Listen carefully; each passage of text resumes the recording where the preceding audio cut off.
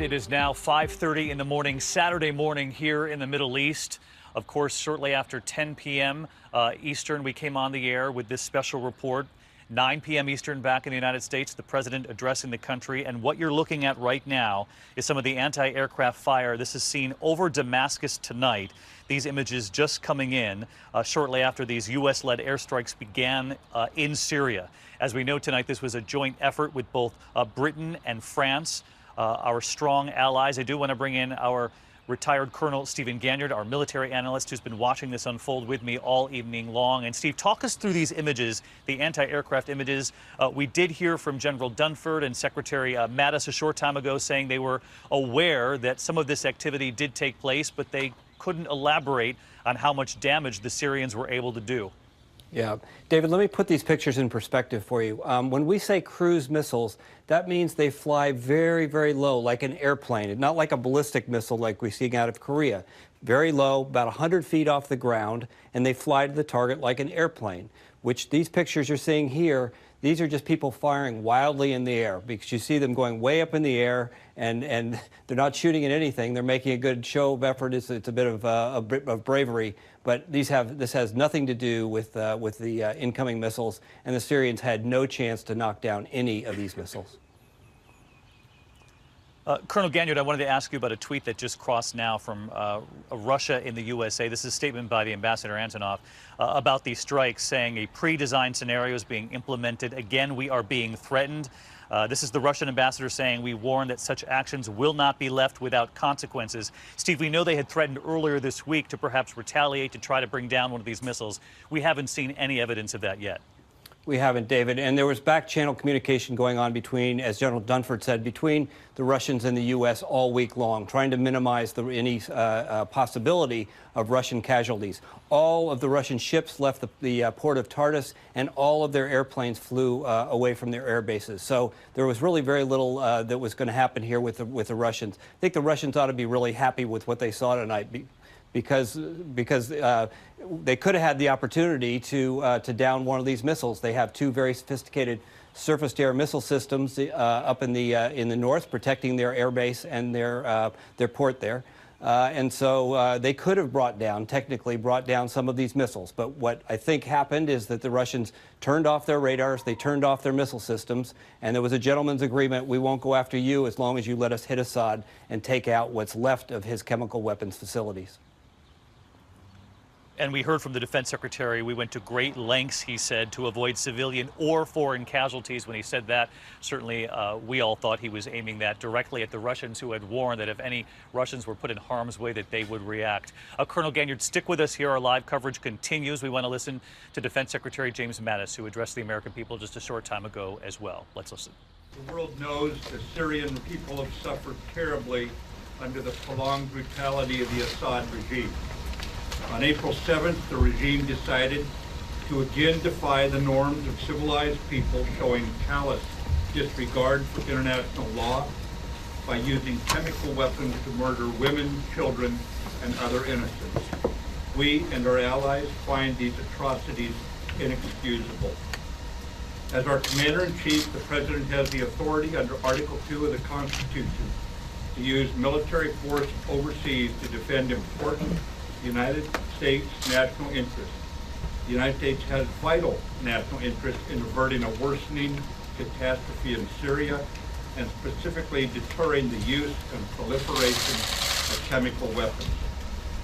Last year, in response to a chemical weapons attack against civilians and to signal the regime to cease chemical weapons use, we targeted the military base from which the weapons were delivered. Earlier today, President Trump directed the U.S. military to conduct operations in consonance with our allies to destroy the Syrian regime's chemical weapons research, development, and production capabilities. Tonight, France, the United Kingdom, and the United States took decisive action to strike the Syrian chemical weapons infrastructure. Clearly, the Assad regime did not get the message last year. This time, our allies and we have struck harder. Together, we have sent a clear message to Assad and his murderous lieutenants that they should not perpetrate another chemical weapons attack for which they will be held accountable. The 70 nations in the Defeat ISIS coalition remain committed to defeating ISIS in Syria.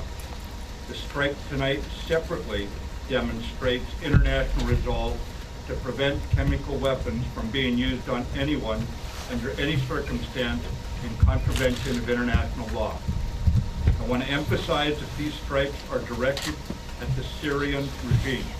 In conducting these strikes, we have gone to great lengths to avoid civilian and foreign casualties. But it is a time for all civilized nations to urgently unite in ending the Syrian civil war by supporting the United Nations-backed Geneva peace process. In accordance with the Chemical Weapons Convention prohibiting the use of such weapons, we urge responsible nations to condemn the Assad regime and to join us in our firm resolve to prevent chemical weapons from being used again. General Dunford will provide a military update.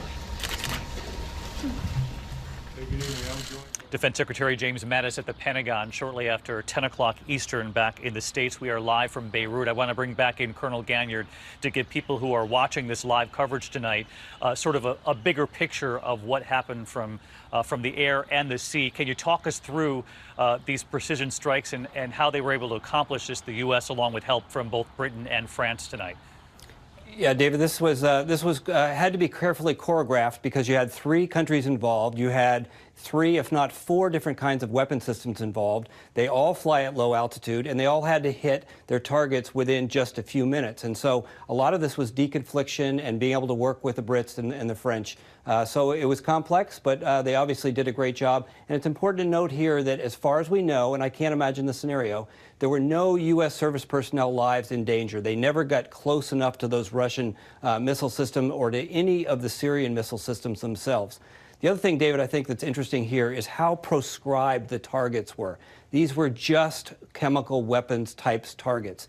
So we heard earlier in the week that there might have been a debate within the White House that some people wanted to hit infrastructure, to actually weaken the Assad regime, to do something that will really cripple Assad himself. And there were others who said, no, we're only going after chemicals. We know the French and the British said, no, we're only signing up for chemical weapons. So in the end, this much smaller target set that did not go after Assad, really all it did was shout the same message that the U.S. shouted a year ago. It is not a new message. Let's see if Mr. Assad pays attention this time.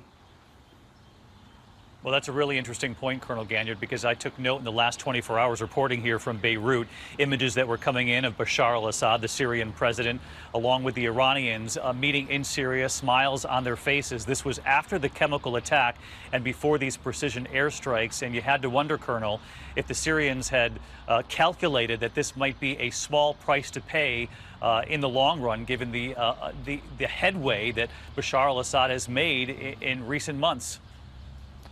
David, you know, one of the sad things is that right after this chemical attack occurred, ISIS pulled out of the town of Douma, and the Syrian regime continues to consolidate its gains. Assad continues to get stronger.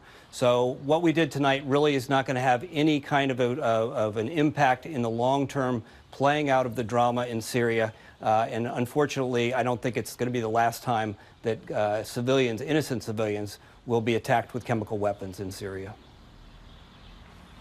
Let me ask you about the risk, Colonel, before we move on here, the risk to any civilians on the ground in Syria. Any word tonight? You mentioned the 3 specific chemical weapons capabilities targets, the facilities on the ground, that they were specifically targeted. Was there a risk that civilians on the ground could be hurt, injured? David, here's the other question. So remember a year ago, part of the compromise that we had with the Russians is that they would supervise the removal of all sarin gas out of Syria. Most of what we're seeing in terms of the intelligence report is the attack in Douma was done by chlorine gas. You can find chlorine anywhere. It's not illegal. It's illegal to use it against civilians, but it's not like sarin that requires special handling. So, you know, how do we prevent something that's as common from chlorine being used against civilians if there's no video there, if there's no news, if there's no NGOs to take the pictures of civilians suffering? There's no reason to say this won't happen again.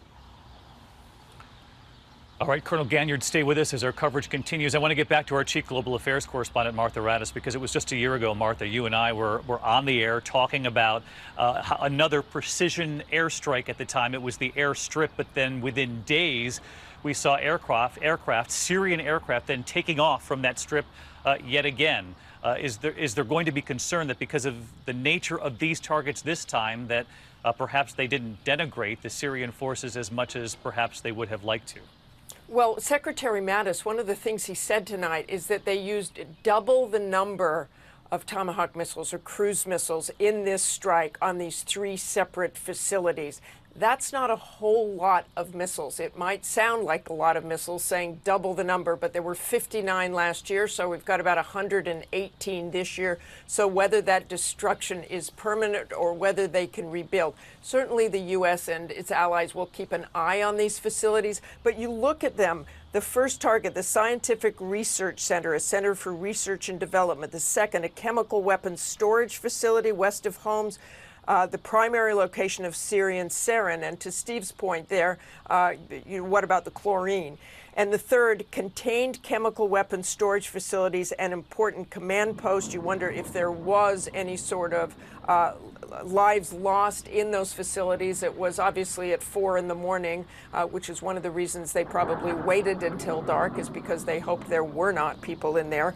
But Secretary Mattis also made the point again and again about civilian lives, mitigation risk of civilian casualties, and minimize to the maximum degree civilian casualties. You know, we heard him talk about this just yesterday up on the Hill, talking about what his greatest concern was. And he said, concern that we don't add any civilian deaths. We're trying to stop the murder of innocent people, but on a strategic level, it's how do we keep this from escalating out of control. It seems to me that Secretary Mattis won this argument in many senses because it wasn't a broader strike. It wasn't against the infrastructure in Syria or any sort of command and control centers that would really hurt Assad. He went directly after these chemical weapons infrastructure facilities, chemical weapons capabilities. We heard the president say that.